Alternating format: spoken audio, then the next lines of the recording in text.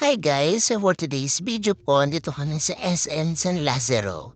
Kasi 6 months na si Bigel, bibili na namin siya ng mga gagawing puree na food niya. At the same time, ang mama, mag-iit na siya. Pero ayan, antok na antok pa ang baby namin.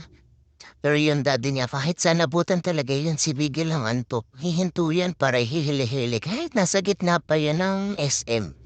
Nasa gitna ng maraming tao. Antok na antok talaga siya, grabe oh.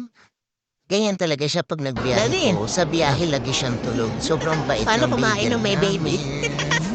Dami. Dami. At dito na rin kami nag-eat sa Chowking, pero tingnan mo si Daddy Bigel, paano gusto mo mag-eat ng ang may chicken? baby. Daddy, bring ito chicken. Ganito. Gabon mo muna. Tapos, atayo. Pagi. Dati, napama. Lalaki mo. Yan, ganyan pamain pag may baby. Punaon eh. Tapos, upo na ulit. Tusubo. Eh? Pagi. Gusto mo ba na? Nagyo, gusto nga pumain. Alay, hindi na. Hello, Daddy, gusto niya mag-eat. Bigyan, gusto mo mag-eat? Alay, naantok na. Oh, ayaw ka bigyan ni Daddy ba?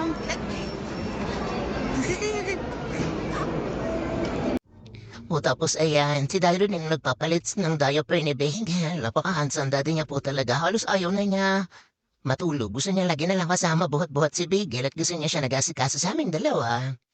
Sobrang thank you, Daddy. I love you. Ganyan naman si Bigel. Si Bigel din ako. Rin umalis sa Daddy.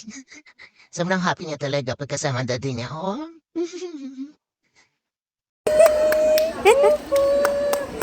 Gusto mo ba yan? Yan na nga ba gusto mo? Kasi ang nipis na natin. Hindi ka anak kaya niyan eh. You like it ba? Wow, super cute! Gusto mo ba? Tapos, so, ayan na nga, tinry namin siya dyan. Gusto niya. Sakto-sakto lang siya dyan, no? Pag naging 8 months pa siya, hindi na siya kaya niya. Kasi nung inupo namin siya, lumabog yung... Sobrang bigat ni Bagel. Happy-happy siya dyan, oh. Kaso naibili na po namin siya. Ayaw na niya umalis dyan, eh. Cute-cute ng Bagel namin ba? So yun guys, para malungkot siya dahil hindi namin binili yung stroller. Sorry baby, meron ka na kasi eh. Sobrang seryoso naman ang Bigel namin eh. May pag-grocery ka na lang namin ni Daddy. Okay, love you. Love ka namin ni Daddy mo. So ayan, may na silang dalawa. At ayan, sobrang happy. Ayan na naman, galaro na naman. No.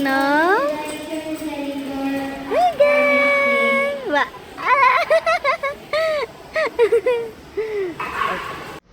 So that's all for today. Bye-bye!